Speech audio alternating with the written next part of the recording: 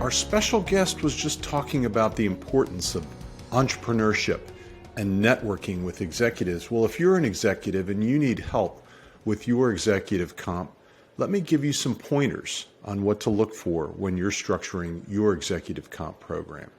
From an overview perspective, we want to know what the company's goals are and what the employees' goals are. And we want to know what tools are available for you to use as an executive or as a company to compensate your executives. What are the key ingredients of an employment agreement that the employee wants and the company wants? And lastly, what are the tax and securities law issues that we have to face?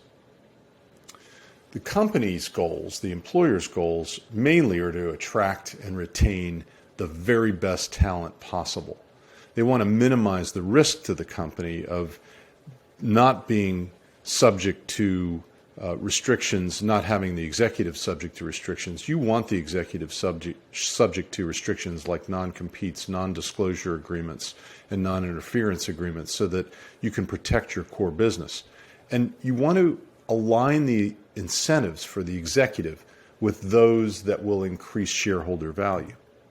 On the executive side, the executive's looking for fair base pay to start. They're looking for strong incentive compensation arrangements such as bonuses and possibly equity in the business to participate in.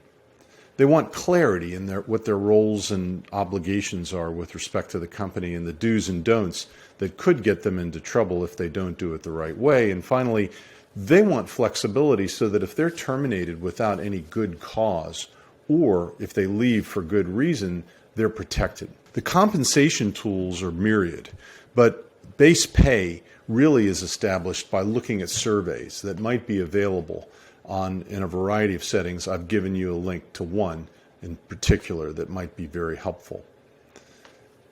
The tools also include benefits, healthcare coverage, other perks such as a company car or vacation that's written out in the employment agreement. What incentive comp can this individual expect to see? Long-term incentive plans, executive bonus plans, simplified executive retirement plans, non-qualified deferred comp, synthetic equity in the form of stock appreciation rights or phantom stock, real equity like stock and stock options, or profits interests in a partnership setting, and a change in control bonus. All of these are tools that help us ingrain the executive into the business and also keep them for a longer period of time. An employment agreement is going to outline a variety of things in detail, and it's going to include the duties and responsibilities for the individual, things that they're not allowed to do in the form of prohibitive activities or prohibited activities. Compensation, what is their comp, what are their benefits, and what are the rewards that they should expect, and how clearly is it spelled out? What's the term of the agreement, and what are the terms of renewing it? Also, what happens if they leave employment? Are they subject to a non-compete agreement versus just a non-interference or non-solicitation?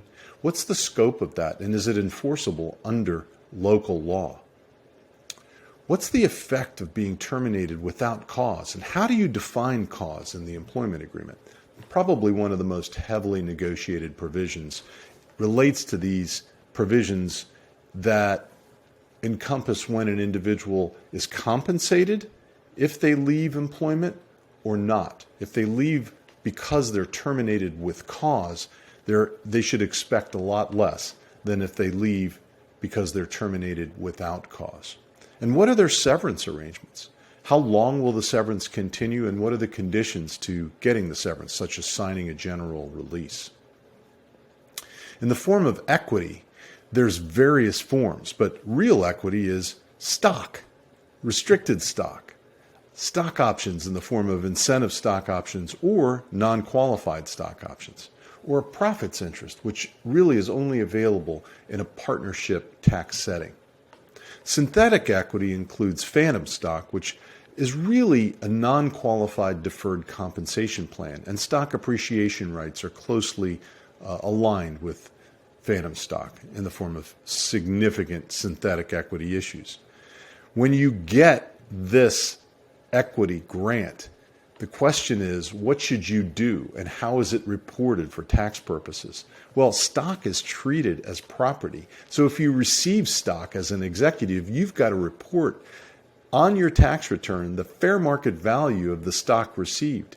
If it's not vested yet, you may be able to make an election to have it taxed now, perhaps at a lower rate, and lock in the holding period for long-term capital gains treatment. If it's deferred comp, you've got to be careful so that you don't run afoul of various rules, including Section 280G, which imposes an excise tax on golden parachute payments, and Section 409A, which also imposes an excise tax if you haven't complied with the really rigorous 409A regulations. The SEC requires disclosure if you're in a public company setting. The CEO, the CFO, and the 3 other highest compensated executives have a lot of information disclosed about their compensation in proxy statements, Form 10-Ks, and registration statements that are filed with the SEC.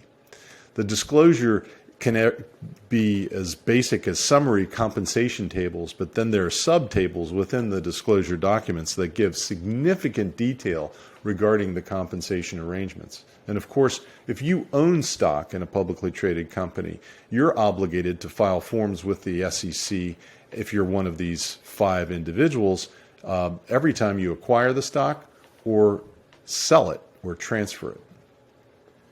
So those are some highlights of executive compensation issues that an executive faces and the entrepreneurial company must face when they're hiring their executive team, which is key to the success of any entrepreneurial company in terms of business exit or mergers and acquisitions. If you've got questions on executive comp, give us a call at 571-203-9355 or visit us on the web at zellaw.com. Have a great week.